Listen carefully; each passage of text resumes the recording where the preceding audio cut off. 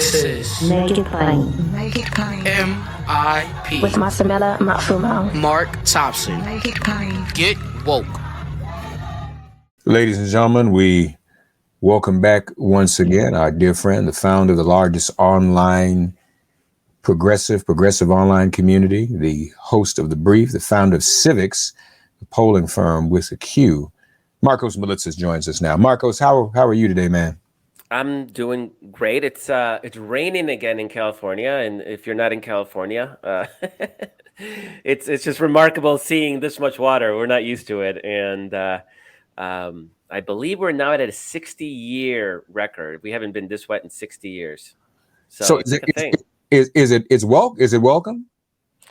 So for water, yes, our reservoirs are filling. Now, to really get out of a drought, you need multiple years of this. So 1 year of rain isn't going to do the trick. But short-term drought has been alleviated. Now the challenge is it's so wet that we may be seeing things like landslides and mudslides and that sort of thing in the spring once you start melting, a lot of that ice cap. I mean, there's like 20 feet of snow right now in the Sierras. It's something like ridiculous.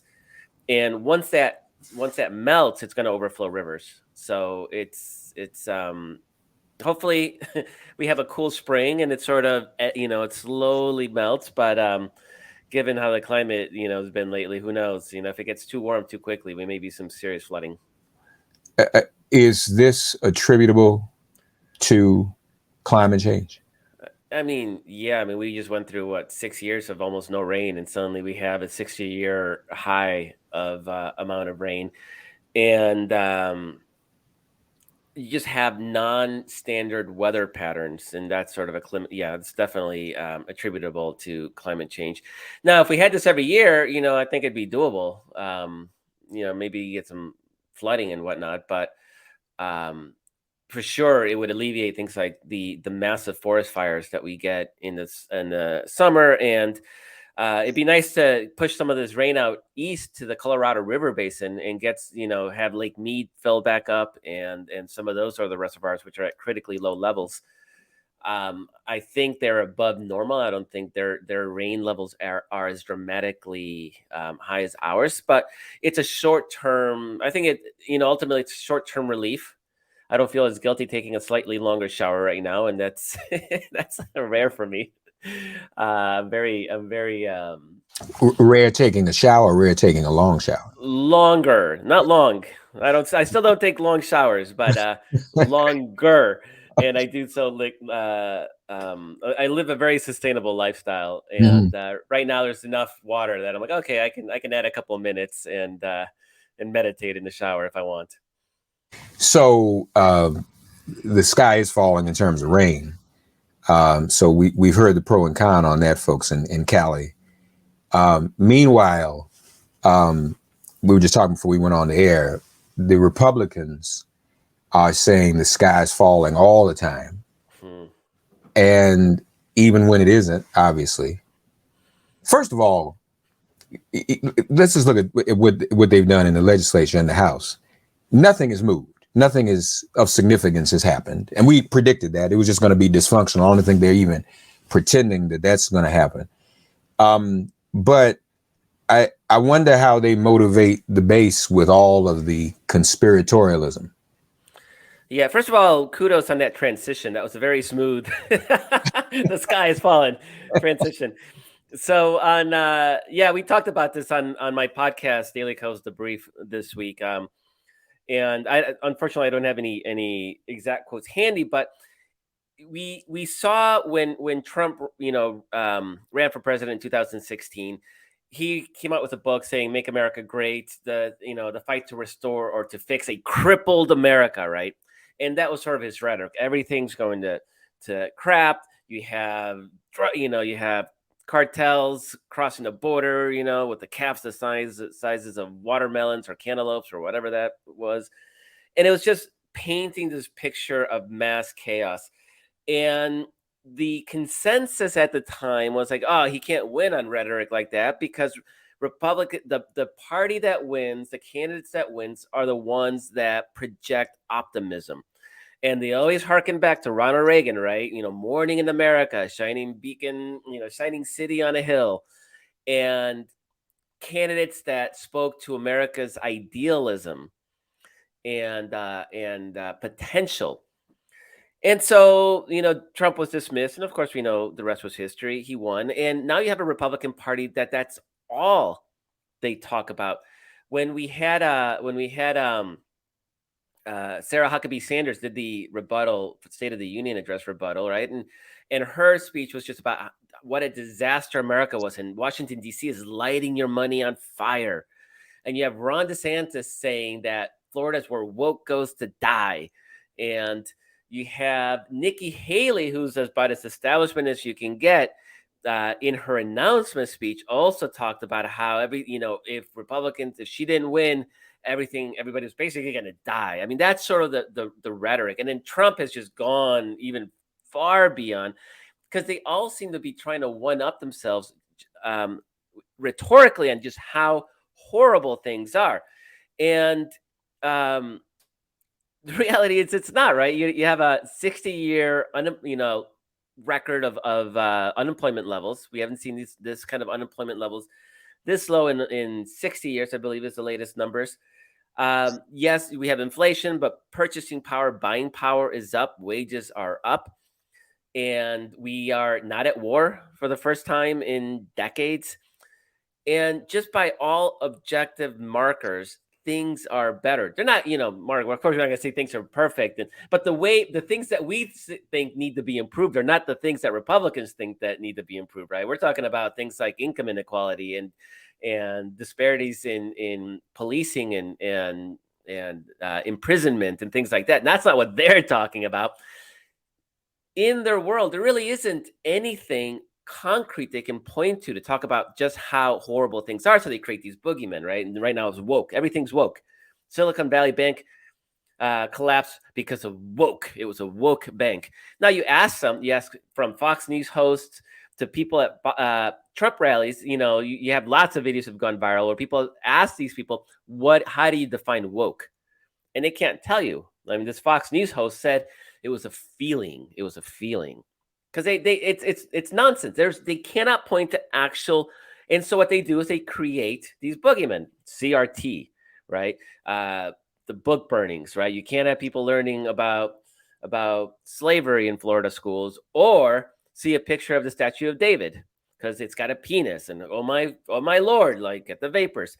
And so they're creating literal conspiracy theories to paint this picture of this country that's fallen apart. So, one example is this last weekend, a staffer for Rand Paul was brutally assaulted and stabbed and is in critical condition. And by all indications, it was a robbery gone bad. The perpetrator had just gotten out of prison the day before. It was out in broad daylight. It was nowhere near the Capitol. Nothing to suggest that it's actually political, right? But if you went into right-wing forums, they were convinced that this was a first shot in the American Civil War, in the new Civil War, right? And the rhetoric is eliminationist, and they want us dead, and so we have to kill them before they kill us. I mean, it was literally that kind of rhetoric. It's scary, scary stuff. So again, they can't point to, because really what they'll point to is, oh no, white men no longer have all the advantages. Other groups, women and people of color, are clawing back some level of equality. Not there yet, but it's not the world that they used to live in. And they can't really just say that, and they can't just speak it. So they come up with crude code words like CRT, and they have one for investment firms that invest in green technologies, and they think that's like the devil. And so it's a really dark, dreary, and false view of America. And so what this does electorally, is it riles up their base. They're and I could see how it can resonate with people in meth America, right? People who were like, all the jobs got shipped overseas. There's no government. Most of them live in states like Tennessee that have no functioning government anymore because they kept electing Republicans to eliminate government. And in meth addiction and opioids and that sort of thing. But that's not the Republican. That's not the problem with the Republicans. They already nailed that base. The problem with Republicans is white, college-educated suburbanites. They've already lost women on abortion. I don't think it's 100% done deal, but it's we got a couple of election cycles where college-educated suburban white women have voted Democratic. Now we're starting to see inklings that college-educated white suburban men are starting to get antsy. And their reality isn't this reality that Tucker Carlson and Fox News and Donald Trump are talking about, that America is collapsing and cities are burning and they're, and liberals are out to kill conservatives. And so those conspiracy theories really are it's a dissonant note for a key part of what remains to be the Republican base in suburban areas. I think it screws them. And they cannot, again, they've lost on that message 3 elections in a row, 18, 20, and 22. And they still not only can't quit it, but they're doubling down to the point that every single Republican candidate running for president is sounding that same note, because they don't have confidence that there's a part of the Republican Party left that will respond to reality or optimism. Yeah, and you have to wonder. Well, first of all, I had a conversation with some folk a few days ago, and they were asking about the party and whether or not it's still relevant and all of that. Can we still say that these extremists in the Republican Party, or maybe Republicans in general, I guess the last cycle, the number was they occupy about a fourth of the electorate. Is that still sort of an accurate number? Of the MAGA base? Yeah, I would say it's No, about. I mean of the entire general electorate, that 1/4 of the public of voters still identify as staunch Republicans.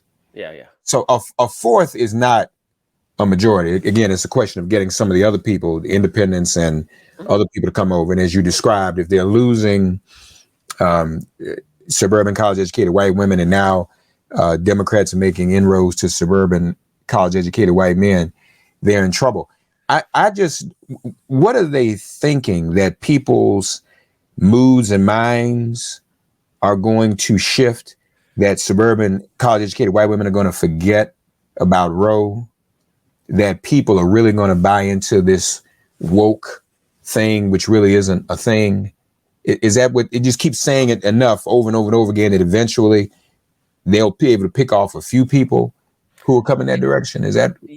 I mean, that's sort of the trap that they're in, because they're listening to the right wing media that is a very small audience. I mean, talk about Tucker Carlson has the largest audience in cable news. He gets about 3 million nightly viewers, right? It's not a big audience. So he has a definition for woke that is basically anything liberal that we hate. So there's not even, he can't say this is what woke is. The problem they have is that the broader American public does have a definition for woke. And it basically means compassion, or, put another way, don't be a dick. I mean, that's really what woke is defined. And I'm not making this up. This is just actual polling on this. And by large majorities, I'm talking like 60% of Americans have a positive connotation of the word woke, because they define it as compassionate or just don't be a jerk to other people. And so Republicans keep saying this woke, that woke. They are literally reinforcing a brand that Americans actually appreciate without really making an effort to rebrand it in any way. Because again, none of them can say what it is. I can say woke means don't be an ass to somebody else. That's what woke means. They don't have a definition, because it's just a catch-all for liberal commie. And people don't know that. And then on top of that, they're throwing out words like CRT, and which nobody knows what that is. I mean, the problem with when you're using dog whistles, Mark, and you know this because you're a veteran, people need to understand what they're hearing, right? The dog hears the whistle. But when you use words like CRT, and I forget, maybe you remember the one they're using now for environmentally responsible investing, it's ERB or ERD, something like that. they keep throwing out these. See, this is how good they're branding it. They keep throwing out these acronyms, and even I, who follow this stuff and write about this stuff for a living, cannot remember what that acronym is right now. And so these are whistles that the dogs don't hear. Like nobody, unless you're watching Fox News and specific shows on Fox News, you have no clue what they're talking about. And Sarah Huckabee Sanders did that in her response. It was utterly nobody would understand that if they weren't deeply seeped into the culture of Fox News. And so, yeah, they are doubling down on language that nobody understands, that or may actually have positive connotations. And then the other piece you asked about abortion, Mark, their claims, and this is, remember, abortion didn't just lose nationally in key races across the country. It lost in Kentucky. It lost in Kansas. This means that in the deepest of deep red states, nobody is interested in banning abortion. Not nobody. The vast majority of people are not interested in banning abortion. And the takeaway from this has been, and I'm not kidding, because this is what the National Right to Life Committee did, is that it's a messaging problem, that they just did not message it correctly. And I suspect, Mark, that women know what the end of Roe v. Nobody's confused about what ending Roe v. Wade was all about. But everybody knows exactly what it meant. And so instead of rethinking things, they're actually doubling down on it. The House has been trying to pass their own federal ban on abortion. And what's going to be really interesting is that Donald Trump actually just came out and said a couple of weeks ago, he said that the abortion movement made a mistake by being, I forgot the word, extremist on abortion. I think he may have even used that word. And so the Christian coalition types, they're furious at Trump. He's furious at them because he thinks that since he delivered the Supreme Court to them, that therefore they should back him uncritically. That's just what Trump does, right? And so even within their own ranks, I think there's going to be a great deal of dissension and fight on abortion. So it's actually an issue that hurts them with the general electorate and may actually wreak some havoc at their own primary within their own caucus. And you made the numbers even worse too when you talked about it's really the Tucker Carlson and the Fox audience, which is less than a fourth of the population. So that's really what we're talking about. That's that they're trying to do this through a network that doesn't even reach a fourth of the population. Trump seems like he's betting on martyrdom if he's charged and has to turn himself in. Is that a viable bet for him? Oh no, I mean absolutely. It's in fact he has gone up in the polls in the last few weeks against DeSantis. And DeSantis has had a national rollout that's been comically bad. He's just not a good candidate. He'll never be a good candidate. Florida is not the rest of the country, in other words. But his, Donald Trump's rise in the polls seems to coincide with all the chatter of all the different investigations closing in on indictments. There's the Fulton County one in Georgia. There's the one in New York City that looks to be on pause for at least another month because the grand jury is not meeting for the next month. You have the federal investigation, the special counsel that's got two different cases that they're zeroing in on. There's the New York State one on this Trump company, Trump finances.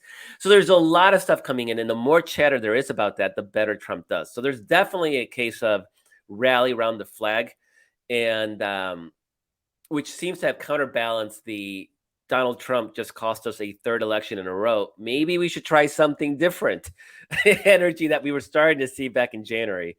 So I actually think it's definitely working to his favor for his own crew. I'm not saying it works to his favor nationally. In fact, I think quite the opposite. But at least for his primary, because his the core conservative message these days really seems to be owning the liberals. What makes the liberals mad? And Donald Trump can say they're going after me because the liberals hate me. And that is a pretty, admittedly, very powerful message that even Ron DeSantis can't pull off right now, because DeSantis we're all laughing at him. We're not,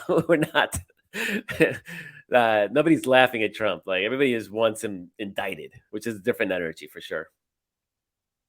So, but that's no reason not to pursue the criminal case. No, not at all. We had heard Merrick Garland didn't want to pursue it for this very reason. But I mean, if the guy's a criminal and he needs to be prosecuted. I mean, what do you do? I mean, it would have been better if they had done it right away. But again, obviously, there were those, including Alvin Bragg here in New York, that didn't want to do it. Mm-hmm. The closer it gets to the election, the more he's able to translate that into what you described. So it should have already happened.